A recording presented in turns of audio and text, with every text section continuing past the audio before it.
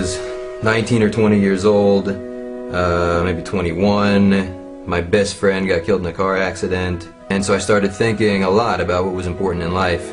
At the same time, the Intifada started, and I started seeing pictures in the newspaper of guys my age who were going into battle. This whole Israel idea, something I hadn't really thought that much about before, and I started feeling like it was really important to me that I was connected to my people. I came to Israel with the idea of joining the army. I knew I wanted to go into a special unit, Special Forces of the Paratroopers, that focuses on the Gaza area. Gaza is a very, very dangerous place to operate. Has a lot of people who are very, very violent and would want nothing more than to see a lot of dead Jews.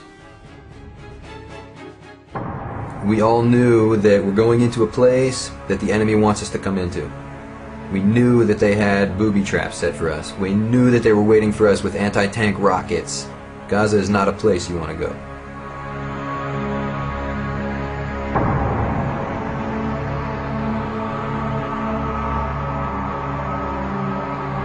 Hundreds of soldiers all around us, and we're all getting ready to go inside, and tanks driving by, and chaos. 15 minutes, be ready to move out. Have your gear on you, paint your face, everything, you're ready to go. There's this line of soldiers, like as far as you can see, walking toward the border of Gaza.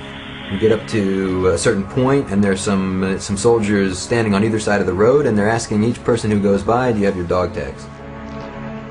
I'm like, no, I don't have my dog tags. They write my name down, Ariel Siegelman, equals number 6624. Put one in your boot. Put one in your other boot. Put one around your neck. Because you know what dog tags are for. I gotta have one in one boot, one in the other boot, and one around my neck, because if they find pieces of my body somewhere and they don't know whose body it is, so now hopefully they'll be able to tell, oh, that's number 6624. Then we get to a point right at the fence where they stop us and stand us in a big semicircle, in a chet. Many, many men deep. Huge semicircle, because hundreds of soldiers, all of us with our faces painted. We're all standing there with all of our equipment on, all of our gear. Everybody's brain is buzzing, like trying to figure out what the heck's going on. So they hand us this little card, this laminated card. It says, Tefillah lifnei yetziah lekrav. The prayer for going out to battle. And there's this rabbi standing there in front of all of us, and he yells at the top of his lungs. And he says the psukim, right, like the statements in the Torah that the Kohen Gadol, the high priest, says to the nation before the nation goes off to battle. He says, you are the army of Israel, and you're going to war, but you will not be afraid, because God is going out to war with you. God is going to fight your battle for you. I think I speak for the other guys who were there.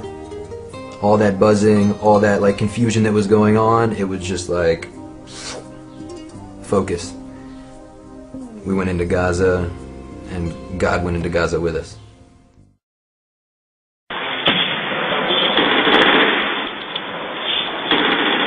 It was like walking into hell. The world is full of explosions. The world is full of smoke. I mean, it was war.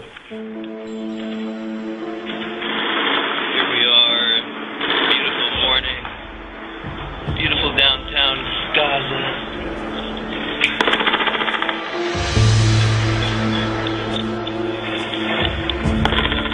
I would not have been surprised if there were dozens of dead men. And I see a whole bunch of armored personnel carriers and tanks with their hatches open. And I think, like, man, how many guys got it? And as I'm going by, I'm kind of glancing inside to look for the blood.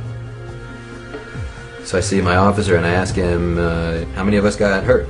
How many people got killed? He said, well, nobody. Nobody got killed. And I'm like, what? In all of that shooting and all of those explosions and all of that stuff that was going on around us, nobody got killed? One guy got injured.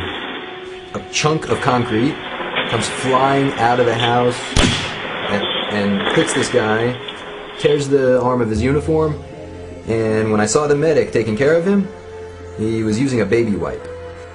That was the injury in our unit in the Gaza war. When we walked out of Gaza, as the sun peeked up over the horizon, there was this huge double rainbow in the sky, with military vehicles, tanks driving by, and there's this euphoric feeling of knowing that, you know, okay, so far, man, I survived. And for a moment, for a couple of minutes, everybody stopped. And all these guys are like looking at the sky. I'm telling you, people felt it. The whole time we were in there, we felt it like, what is going on? How come the bullets aren't hitting us? How come the explosions aren't getting us? How come the tripwires, we see them? Everyone, how come we find everything? It doesn't seem right. Something's not right here. This rainbow went across the sky. These guys were stopping. They reached their hands to the sky and they're like cheering. I hear guys saying like, he's with us. Hashem itanu.